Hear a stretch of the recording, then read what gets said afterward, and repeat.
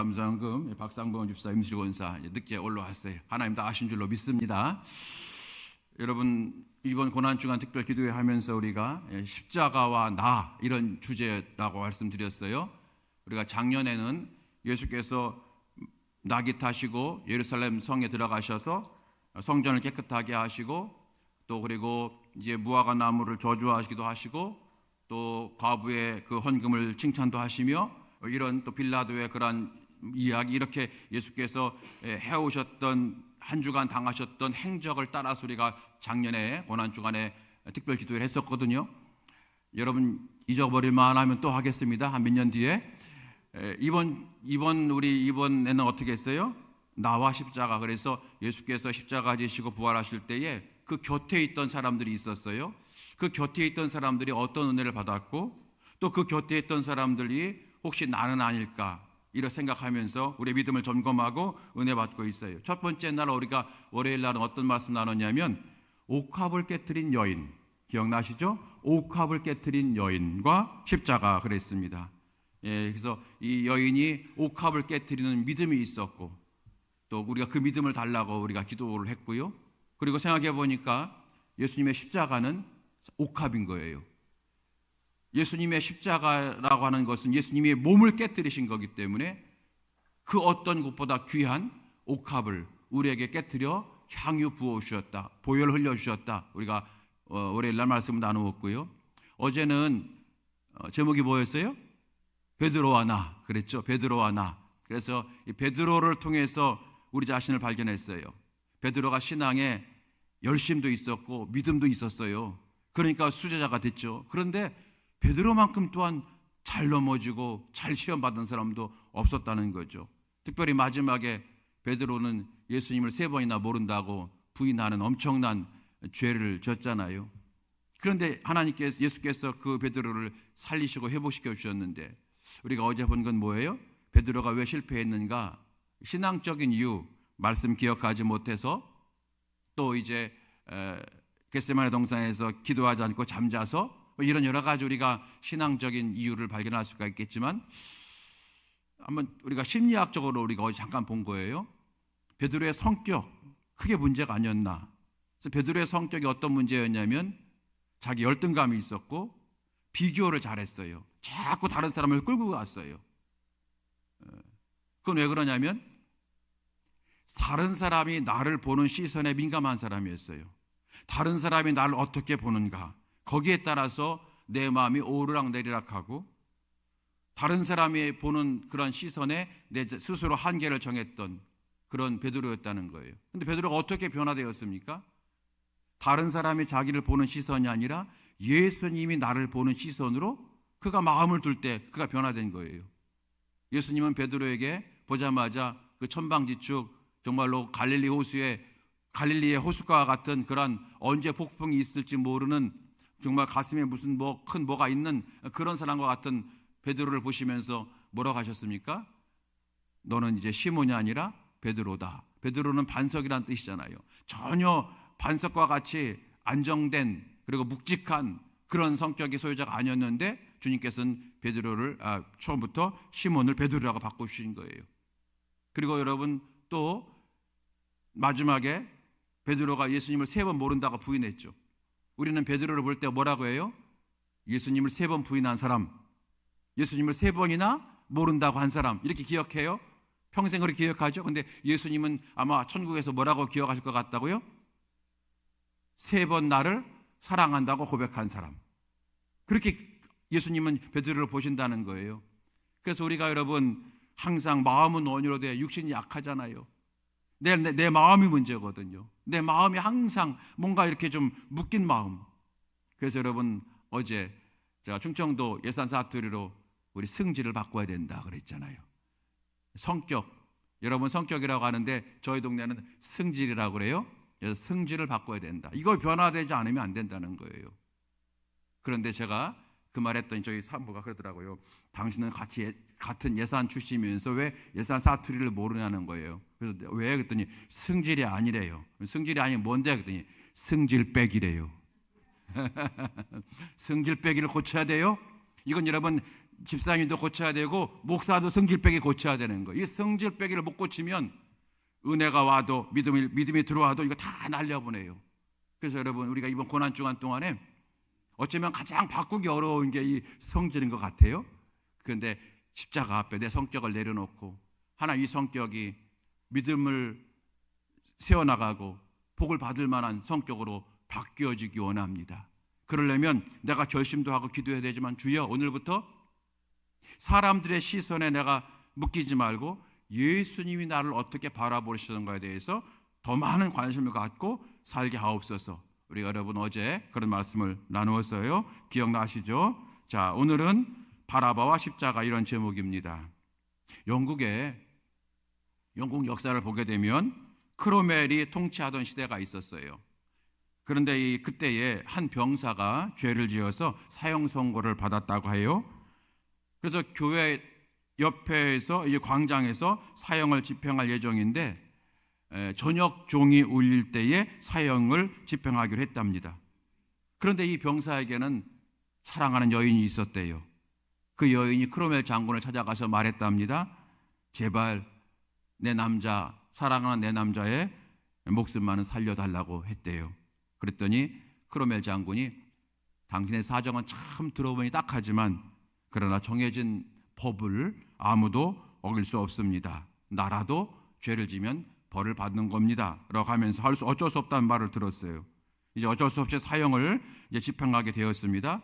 그 다음 날 되어서 저녁종이 울리면 이제 사형을 집행하는 건데, 그런데 저녁이 되어서 교회에 옛날에 여러분 종을 쳤잖아요. 교회에 종을 치려고 줄을 잡아야 다녀서 종을 딱, 병사가 딱 종을 치면 이제 사형 집행하는 건데, 이 종을 치는 일을 맡은 병사가 아무리 줄을 당겨도 종이 울리지를 않았대요. 종이 울려야 사형을 집행할 수 있는데 말이에요.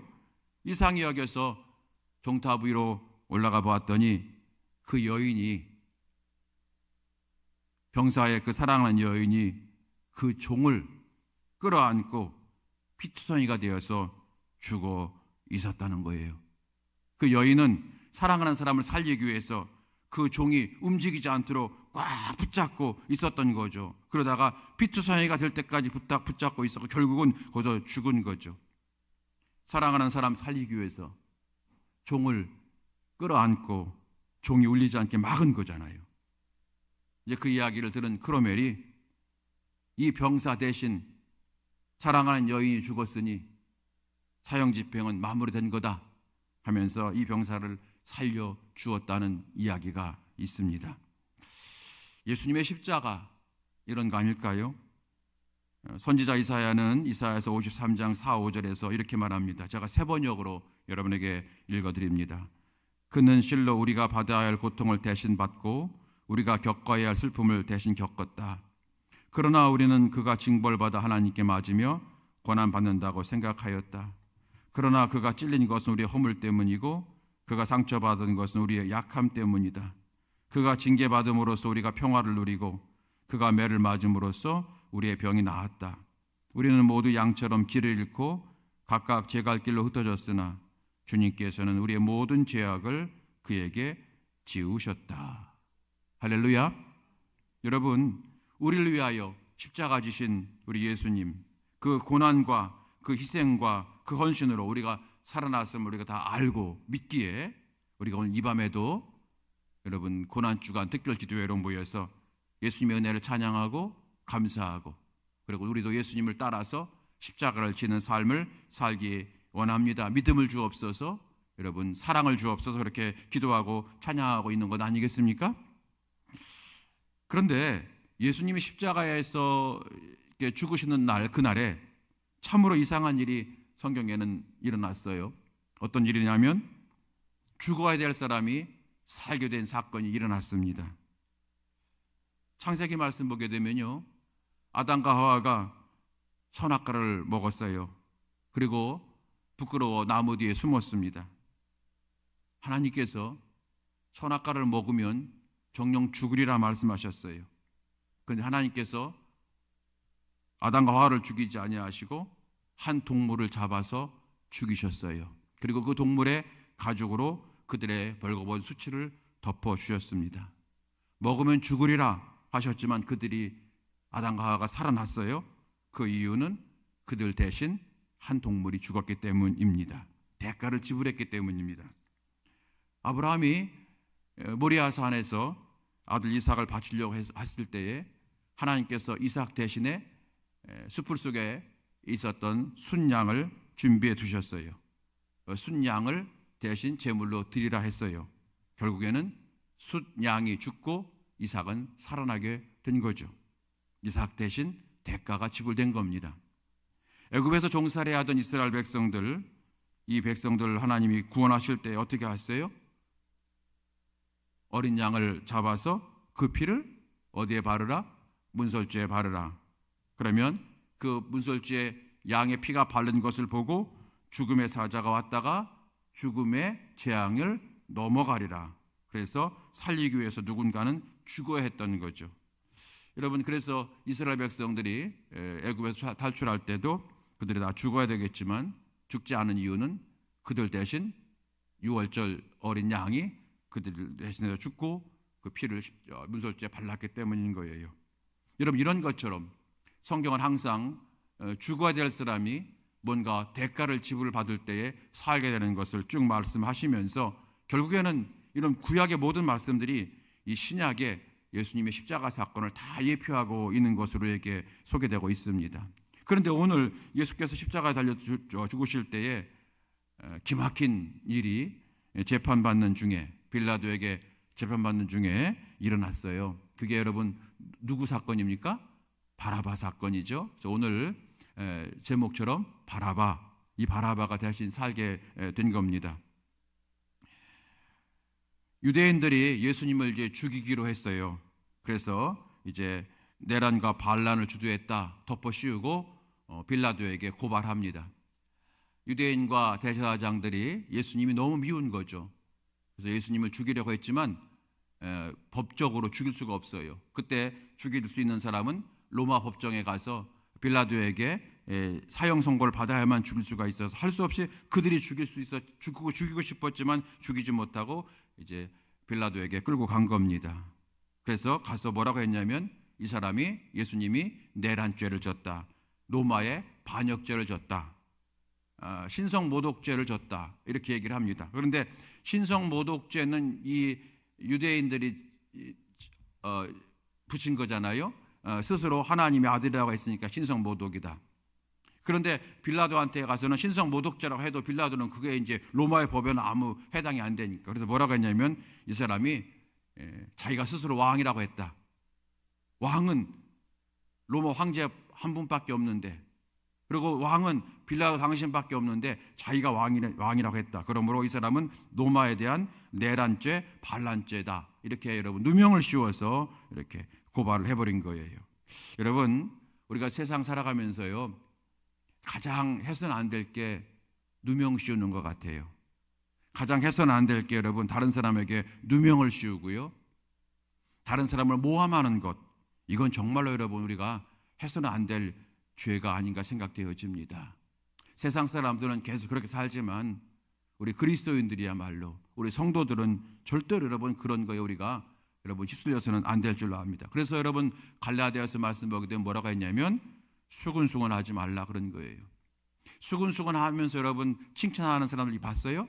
수근수근하면서 아이고 저 집사님 정말로 멋져, 저 집사님 정말로 기도 많이 한대, 수근수근. 여러분 그런 경우 있어요? 아마 제 기억상으로는 60평생 그런 거 들어본 적이 없어요. 수근수근하면 항상 무슨 얘기예요? 남을 모함하는 거예요. 그런데 있는 사실도 얘기하지만 대부분 또 절반 이상은 없는 걸 뒤집어 씌우죠. 그래서 여러분 우리 교회에서는요 정말로 조심할 게 뭐냐면은 남을 누명 씌우는 거예요. 남을 모함하는 거예요. 이건 여러분 수근수근하면서 나쁜 말 하는 것은요 육체의 일입니다. 여러분 이거 항상 조심하시길 바라고요. 다시 본문으로 돌아가면은 유대인들이 이제 고발했을 때 빌라도가 신문을 합니다. 그런데 성경에 나와 있는 것처럼 빌라도는요 예수님을 신문하면 신문할수록 예수님이 죄가 없다는 사실만 거듭거듭 확인할 뿐이었어요. 그래서 빌라도는 3번이나 뭐라고 했냐면 예수님은 죄가 없다, 이 사람은 죄가 없다라고 공식적으로 선언해요.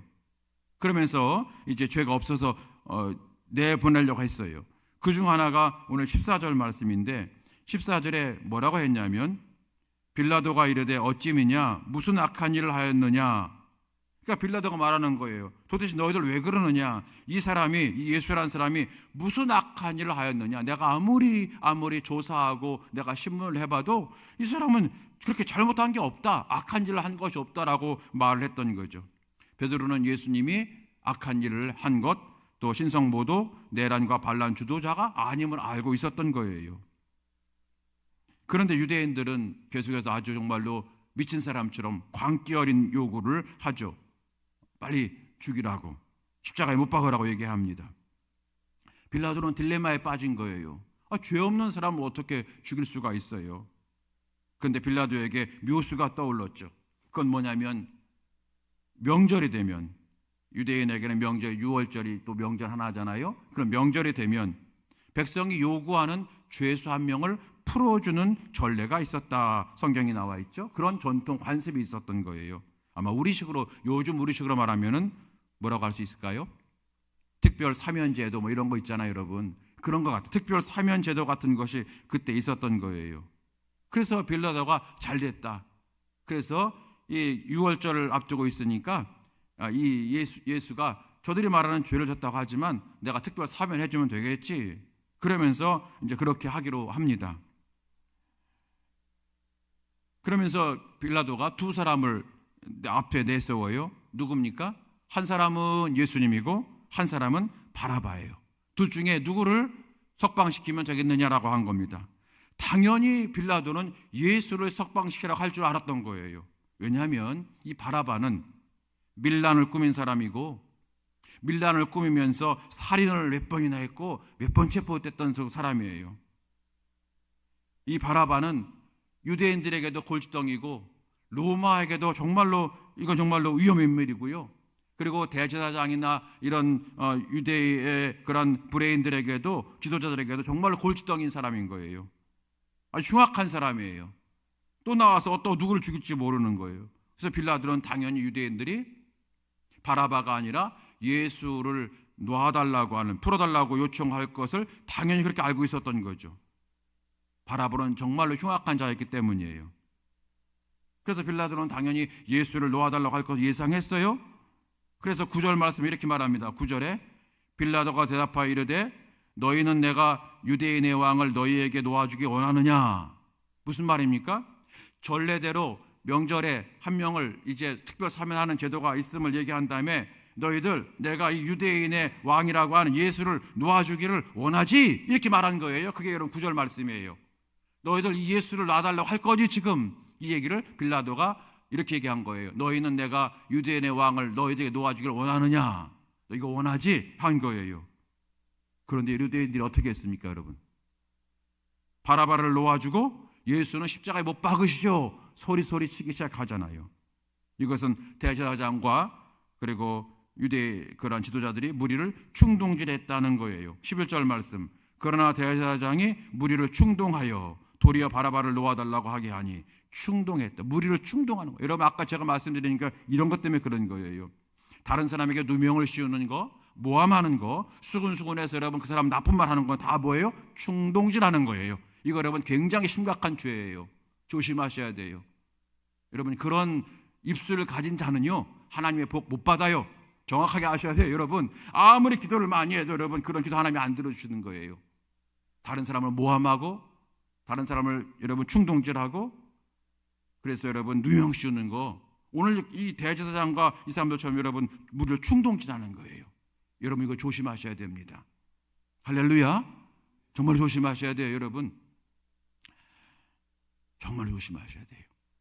이거 정말로 여러분 하나님에게 이렇게 하면은요 죄를 두 번 짓는 거예요. 그렇고 나서도 또 하나님과 찬양하잖아요. 또 기도할 거잖아요. 그러니까 그 입술로 찬양하고 그 입술로 기도하니 죄가 여러분 2배, 3배가 되는 거예요.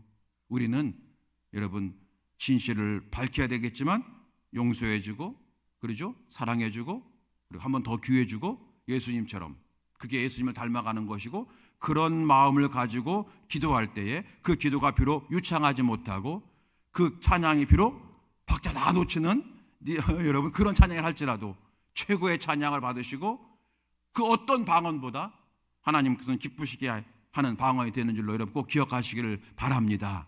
이런 믿음이 우리 가운데 있어야 되는 거예요. 자, 결국에는 이 유대인들이 바라바는 놔주고 예수는 못 박으라 그랬어요. 결국 빌라도는 이 무리의 소리에 지고 말았죠. 어떻게 했습니까? 바라바를 석방시켜주고 예수를 십자가에 못 박게 했다. 이것이 오늘 읽으신 말씀의 내용입니다. 결국 핵심은 뭡니까? 죄 없는 예수님이 죽고 죄 많은 바라바가 살아났다. 그거잖아요. 죄 없는 예수님이 죽고요, 죄 많은 바라바가 살아났다는 거예요. 죄 없는 예수님이 죄 많은 바라바를 대신하여 죽게 되었다라고 하는 그런 상징적인 의미가 있는 오늘 사건이 되는 겁니다. 갈라디아 3장 13절 말씀이 있는 것처럼 그리스도께서 우리를 위하여 저주를 받은 바 되사 예수께서 바라바를 위하여 저주를 받으시게 된 거예요. 오늘 이 말씀이 왜 중요하냐면 그런 일이 있었대 이런 게 아니라 참 성경은 참 신비하고 굉장히 좀 영적으로 굉장히 깊은 성경책인 것 같아요. 왜냐하면 이 성경에 나와 있는 오늘 말씀이 나오는 예수님 대신 살아난 사람 바라바, 이 바라바의 이 이름이 굉장히 좀 독특하기 때문에 그래요. 바라바는 아람어식으로 이제 부른 건데요. 바라바는 바르 플러스 아바일 거예요. 바르 아바. 여러분, 아바란 뜻은 뭔지 알죠? 아바 아버지라 부르라고 했잖아요. 아바 아버지. 그러니까 아바는 뭐예요? 아버지란 뜻입니다. 아버지. 그러면 바르 더하기 아바라고 그랬는데 바르는 뭐냐? 바르는요, 아들이란 뜻이에요. 아들. 그러니까 바르는 아들이고 아바는 아버지란 뜻이에요. 그래서 합쳐서 바르아바, 바라바가 된 거예요. 그래서 이 바라바의 뜻이 뭐냐면 아버지의 아들 이런 뜻이에요. 참 이름이 참 이상하죠. 여러분, 이 이스라엘 백성들의 그 이름은 굉장히 좋은 이름이 많잖아요. 정말로 신앙적인 이름이 많잖아요. 그런데 이 바라바는 뭐냐? 아버지의 아들 그런 뜻이에요. 이런 이름, 이런 뜻을 가진 이름이 존재할까 할 정도로 좀 독특한 이름이에요. 이게 여러분 기막힌 우연이고 어쩌면 우연을 가장한 하나님의 메시지가 있는 것 같습니다.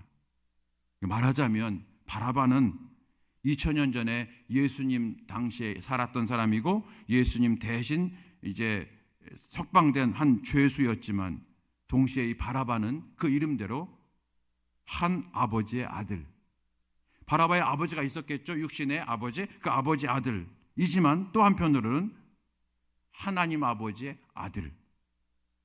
그러니까 온 인류, 우리 모두 다 하나님의 아들이잖아요. 하나님 아버지의 자녀잖아요. 그러니까 온 인류를 의미하는 대명사로 우리가 해석할 수가 있다는 거예요. 온 인류는 누구나 다 바라바입니다. 저 여러분은 다 바라바예요. 왜요? 우리는 아버지 하나님의 아들이기 때문에 그런 거예요. 말라기 2장 10절 말씀 보게 되면은 우리는 한 아버지를 가지지 않냐했느냐, 한 하나님이 지으신 바가 아니냐는 말씀이 나오는데 여기서 한 아버지를 가지지 않았느냐 할 때 여러분 단어가 바라바라고 하는 단어가 쓰여져 있어요. 그러니까 말라기서에서 한 아버지를 가진 우리를 할 때 우리는 다 바라바다 이렇게 같은 단어예요. 바라바. 그러므로 오늘 예수께서 한 강도 바라바를 살리시고 대신 죽으신 것은 알고 보면은 바라바라고 하는 한 개인을 이제 살리신 것만이 아니라 사실은 한 아버지, 즉 하나님 아버지의 온 아들들, 즉 우리 모든 사람들, 이 땅의 모든 바라바를 위해서 대신 죽으셨다라고 하는 것을 우리에게 상징하는 말씀이 되어지는 사건이 오늘 사건이 되어지는 거예요. 여러분, 바라바는요 한 있었던 사람이지만 나아가 온 인류를 대표하는 거예요. 그 기막힌 사건이 오늘 말씀에 딱 있는 거예요. 바라바는 다른 사람이 아니라 바로 저의 모습이고 여러분임을 성경은 지적하고 있는 겁니다. 여러분, 오늘 이 사건으로 빌라도 앞에 서 있는 두 사람 운명이 바뀐 거잖아요. 살아야 될 사람이 죽게 되고 마땅히 죽어야 될 사람이 살게 됐어요. 그러므로 운명이 바뀐 거잖아요. 죽어야 될 강도는 살고 살아야 될 예수님은 죽으신 거예요. 운명이 바뀌었어요. 생사가 바뀐 겁니다. 여러분, 그런 의미에서 어쩌면 구원이 뭐냐 그럴 때 구원은 운명이 바뀌는 것이다 라고 할 수가 있겠습니다. 어떤 영성가의 말대로 십자가는 운명 교환소다 그랬어요. 운명 교환소. 십자가는요, 운명을 교환하는 장소예요. 십자가를 의지하는 자는 사망의 운명에서 생명의 운명으로 바뀌는 사람. 십자가를 통과하면은 지옥의 운명에서 천국의 운명으로 바뀌는 것. 그래서 십자가를 뭐라고 하느냐? 운명 교환소라고 하는 거예요, 여러분.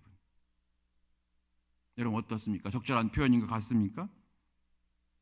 우리가, 보잘것없는 우리가, 마땅히 죽어야 되는 우리가 주 예수 그리스도의 십자가의 은혜로 운명이 바뀌었어요. 예수님과 내가 운명이 바뀐 거에 십자가 사건이라는 거예요. 예수님과 내가 운명이 바뀐 거예요. 내가 죽어야 되는데 예수님이 죽으시고 예수님이 사셔야 되는데 내가 산 게, 이게 여러분 십자가의 사건이라는 거예요. 사도 바울의 말대로 그런즉 이제는 내가 사는 것이 아니요 오직 내 안에 그리스도께서 사시는 것이라.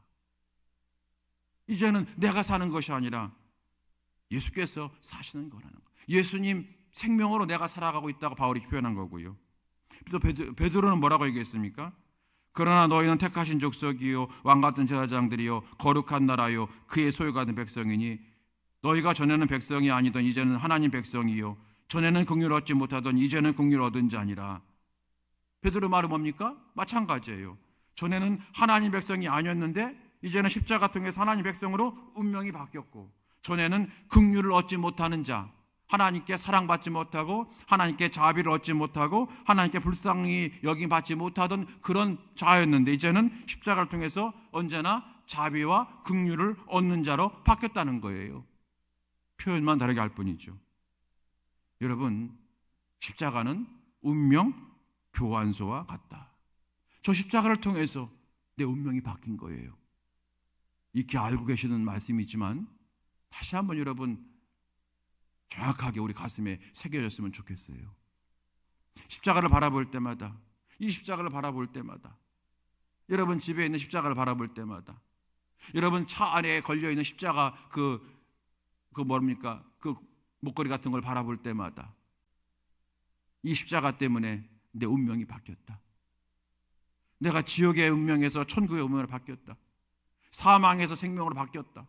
긍휼을 얻지 못할 자에서 긍휼을 얻은 자로 바뀌었다. 여러분 그 믿음을 회복한다면 아마 모르긴 몰라도 여러분 마음의 평강이 임할 것이고 하늘의 지혜가 임할 것이고 두 손 불끈지게 될 것이고 두 다리에 힘이 생기게 될 줄로 믿습니다. 좋겠다 하던 입술이 주님 때문에 내가 기뻐, 주님이 역사하실 거야, 이 또한 지나갈 거야, 하나님 반드시 역사하실 거야, 여러분 그런 믿음의 성도고 바뀌게 될 줄로 믿습니다. 할렐루야. 여러분 그런 말이 있어요. 오늘날 현대인의 문제는 자존심은 높은데 자존감은 낮다, 그런 말이 있더군요. 자존심은 높은데 자존감이 낮다는 거예요. 여러분 우리는 자존심은 낮추고 자존감은 높여야 되잖아요. 자존심과 자존감의 차이가 뭡니까? 비슷한 단어 같지만 많이 다르죠. 자존심은 뭐예요? 스스로 높이는 마음이에요. 다른 사람들에게 굽히지 아니하고 자신을 스스로 지키려고 스스로 높이려고 하는 마음이 자존심이잖아요. 그래서 저 사람은 참 자존심이 세, 이런 말 하잖아요. 여러분 사실 자존심이 세지 않은 사람 다 없어요. 다 세요. 표현 안 할 뿐이지. 그런데 여러분 그와 반대로 자존감이 있다고 그러잖아요. 자존감은 뭡니까? 제가 이제 찾아보니까 자기를 존중하고 가치를 아는 존재로 여기는 태도, 자기를 존중하고 자기 자신의 가치를 아는 존재로 살아가는 태도라는 거예요. 여러분 어제 우리가 봤던 베드로 모습, 예수님의 그 시선을 받아들이기 전까지는 이 사람은 자존심이 굉장히 강한 사람이었잖아요. 남들이 뭐라고 하게 되면 못 견디는 사람이었어요. 그런데 그가 이제 예수님의 시선을 받아들인 다음에 자존심이 아니라 뭐가 높아졌어요? 자존감이 높아진 거예요. 나는 너희들이 말하는 대로 배움도 없어. 나는 너희들이 말하는 대로 성격도 그래. 그러나 우리 주님은 나를 귀하게 보셔. 우리 주님은 항상 나를 칭찬하셔. 우리 주님은 항상 내게 기대를 걸고 계셔. 너는 보배롭고 존귀한 자야 라고 말씀하신단 말이야. 그래서 나는 항상 당당해. 나는 일어날 수 있어. 나는 존귀한 자야. 여러분, 그런 예수님으로 인해서 내 가치를 높이는 바로 그런 마음이 뭐예요? 자존감이잖아요. 베드로가 그렇게 바뀐 거예요. 여러분, 우리 예수 믿는 사람들은요, 자존감은 절대로 낮을 수가 없지 않겠습니까? 그 근거가 바로 뭐예요? 예수님과 내가 운명이 바뀌었기 때문에. 예수님의 인생과 내 인생이 바뀐 거죠. 맞바꾼 거잖아요. 여러분 아시는 것처럼 우리는 얼마짜리라는 거예요? 예수님짜리라고 하는 거잖아요. 우린 여러분 1,000만 원짜리도 아니고요, 1억 원짜리도 아니고 10억 원짜리도 아니고 우리는 예수님짜리 인생이라고 하는, 할렐루야. 여러분, 그게 우리의 십자가를 통해서 얻은 우리의 축복인 거예요.